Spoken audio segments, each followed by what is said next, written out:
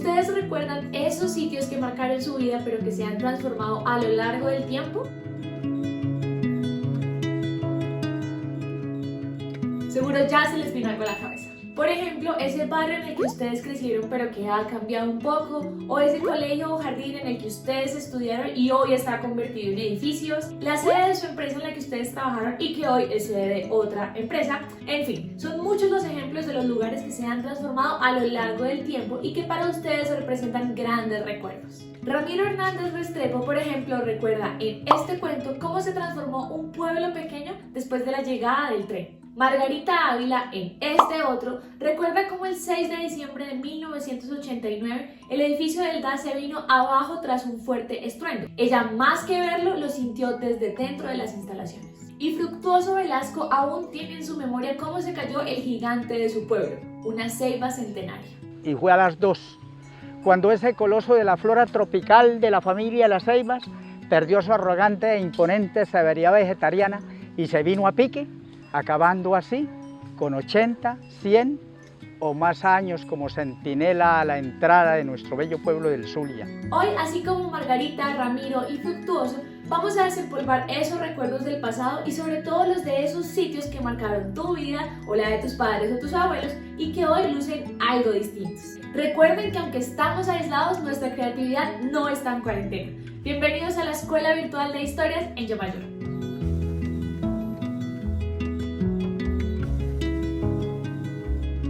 Para que ustedes se inspiren a escribir sus propias historias, hoy les voy a leer los fragmentos de un cuento que muestra cómo un sitio cambió por completo después de la llegada de un objeto en 1914 que dejó a más de uno así.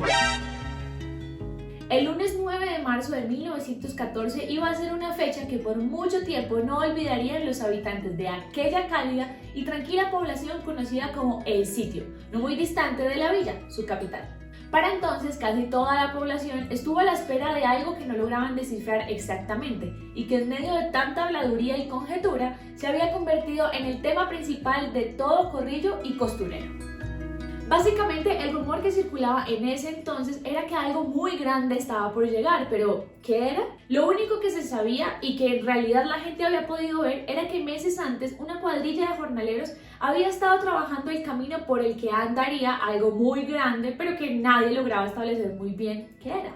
Se trataba de unos larguísimos rieles montados en una hilera de leños. Era como si alguien hubiera dejado una escalera ahí tirada. ¿Y eso para qué? Ni idea en ese entonces. Lo único que sí se sabía era que por ahí algo grande se iba a mover.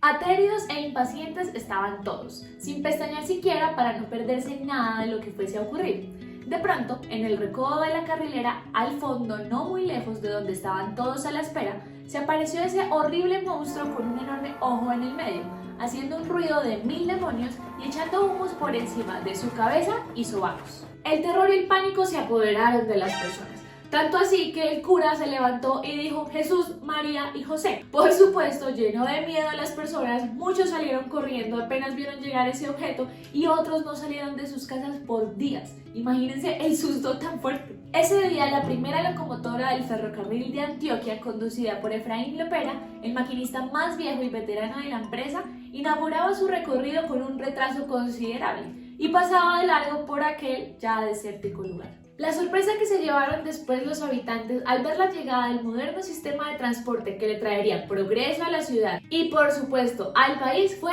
gigante. Para que ustedes se hagan una idea más o menos, esa fue la sorpresa que se llevaron los habitantes de Bogotá al ver la llegada del Transmilenio. O por ejemplo la llegada del Mío a Cali, el Transmetro a Barranquilla y el Gran Metro a Medellín. Como ven, esta historia que hace parte del proyecto de Historias en Yo Mayor demuestra que un objeto como lo fue el tren en ese entonces es capaz de transformar por completo nuestros lugares. Pero no solo los objetos transforman. Los avances tecnológicos, por ejemplo, también son una manera que nos permiten cambiar la forma como interactuamos con nuestros espacios. O háblenme de cuando llegó el celular y todos andaban por ahí con ese aparato gigante y la antena larguísima chicaneando por las calles. ¿Tú fuiste uno de esos? O solo por curiosidad pregúntenle a sus padres o abuelos cómo fue ese momento para ellos. También, por ejemplo, y lamentablemente, en Colombia la violencia ha hecho de las suyas y ha causado que ciertos sitios se transformen radicalmente. Pero si hablamos de fuertes transformaciones, también tenemos que mencionar a los barrios. No sé si, por ejemplo, tú te acuerdas cómo era el tuyo cuando creciste. El mío, por ejemplo, antes era un potrero y hoy está lleno de edificios